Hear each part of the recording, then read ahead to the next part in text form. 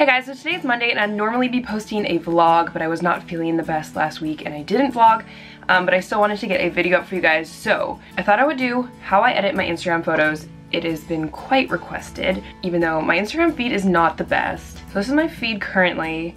I don't really have a theme going. I mean, I try to keep like the colors and the tones matching.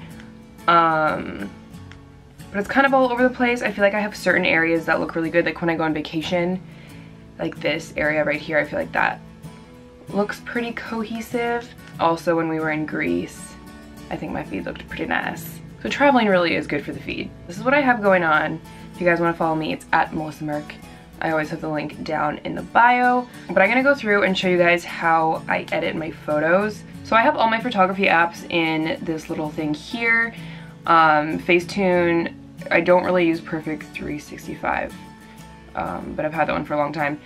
Color Story, I use a little bit. Darkroom, Viesco or Visco, Reflection, Moldiv. The main ones I use is Facetune, Viesco, and Darkroom and Color Story a little bit, but mostly Facetune and Viesco, VSCO or whatever. So the first thing I do is go into Facetune, and please excuse my millions of photos here.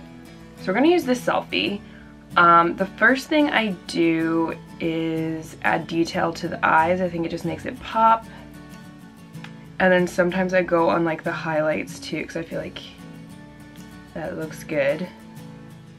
Okay, there. So you can see the before and after of the detail. And then you just click the check mark when you're done.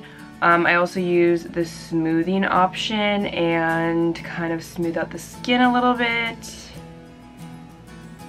This photo's not too bad. Usually I'll smooth out like the under eyes, but I think the lighting in this photo is really good, so it's not anything crazy. So that's before and after of the smoothing, so then I just go ahead and check mark that. If you have any like blemishes or anything, you can use the patch tool to get rid of things.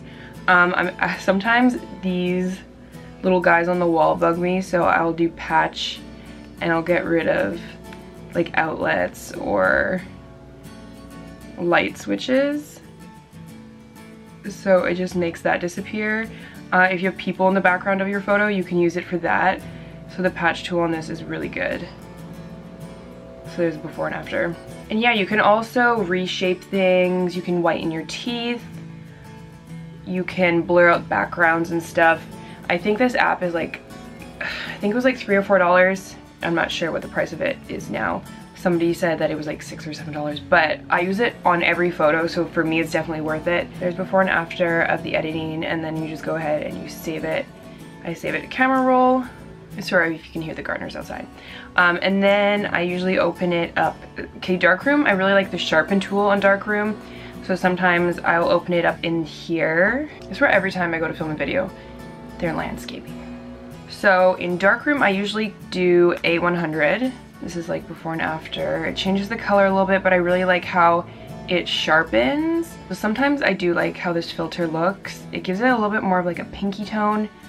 So I usually just put it at around here, and then you can go into these tools, and there's brightness, contrast, saturation, temperature, fade, vignette, and sharpen.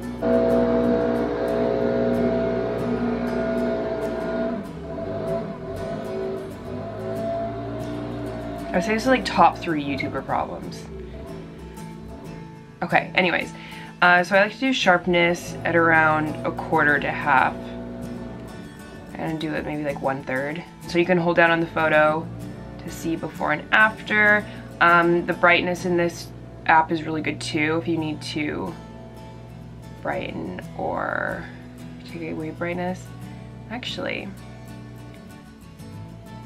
I like this photo with less brightness. It makes me look more tan. Color Story is also really good for brightness. I'm not going to use this app for this photo, but I'll just show you guys as an example. So you can crop and everything, and then you click continue. Oh, I actually bought filters on this one. No, maybe not filters. What was it? Oh, I bought light leaks. I think sometimes light leaks look good. I kind of like them more on outdoor photos. But yeah, you can add light leaks on here. Sometimes these look cool. My favorite one is this one. It just adds like some rainbow light leaks. I use this one on my Coachella photo, I think. But this app is also really good for adjust. So you can do curves, clarity, contrast, brightness, saturation, temperature, tint, hue shift, all of these things, exposure, sharpen, blur, grain, etc. But I only really use this one for curves. So you drag this and you can just change like the brightness and whatnot. And then after that I go to VS-Go, and I have not updated this app because they changed the layout. I still have the really old version where you can see how your feed would look like this. I know there's actually an app for that. I can't remember what it's called. But I just use this to see how my feed would look. I'm gonna be really sad if I accidentally update this app. You can download a whole bunch of free filters. You can also buy filters. The one I mostly use, I use A4 sometimes, A5, A6. I used to always use F2. Sometimes HBs look good. But for this one, I'd probably do A6.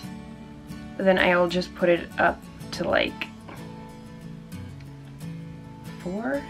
And then that's pretty much all I would do for editing. For every photo I use different filters just depending on how it looks, but I do try to keep everything kind of in a flow. And then for the other apps that I didn't use, Moldiv is just really good for doing collages.